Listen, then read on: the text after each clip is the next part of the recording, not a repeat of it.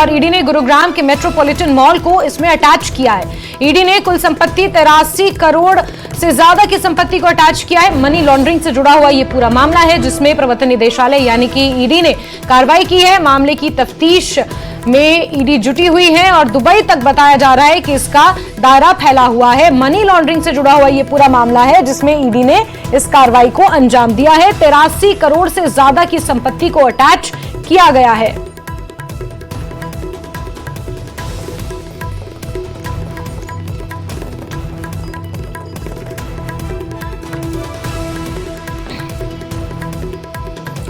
तो MGF company पर प्रवर्तन निदेशालय ने ये कार्रवाई की है। मनी लॉन्ड्रिंग मामले में एमजीएफ जो डेवलपमेंट लिमिटेड कंपनी है उसके साथ कई और कमर्शियल प्रॉपर्टीज को अटैच किया गया है, जिसमें गुरुग्राम का मेट्रोपॉलिटन मॉल और साथ ही साथ साकेत स्थित मेट्रोपॉलिटन मॉल शामिल है। और अब कुल संपत्ति जिसे अटैच किया गया उसकी कीमत लगभग 83 करोड़ से ज्यादा बताई जा रही है। शंकर आनंद हमारे सहयोगी फोन लाइन पर जुड़े हुए हैं। शंकर, अभी तक क्या कुछ कार्रवाई हुई है और कोई बड़े नामों का इसमें अभी तक खुलासा किया गया है? दुबई का भी जिक्र हो रहा है।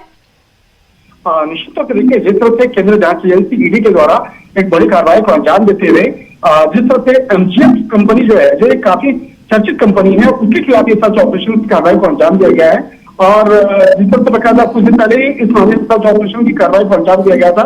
उसके बाद ये तकरीबन 83 करोड़ की जो संपत्ति है उसको अटैच कर लिया गया है। और जो अटैच की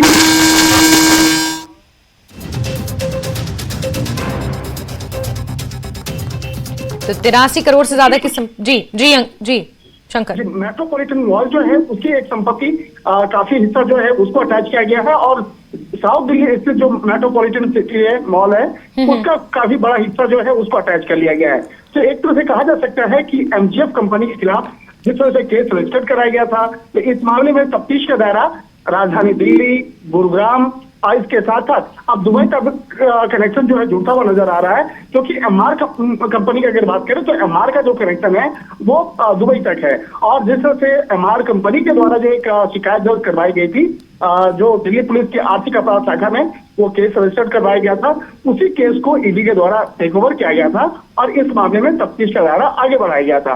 इस तरह से कहा जा सकता है कि जिस तरह से एमजीएफ डेवलपमेंट लिमिटेड कंपनी जो है, इस मामले पर तफ्तीश का दायरा आगे बढ़ता हुआ नजर आ रहा है और आने वाले दिनों में कई लोगों की मुश्किलें बढ़ सकती है। ठीक है शंकर, बहुत शुक्रिया जुड़ने के लिए हमारे साथ। तो ये कार्रवाई लगातार हो रही है और जिस तरह से जानकारियां निकल कर आ रही हैं कि कुछ बड़े नामों पर शिकंजा कसा जा सकता है।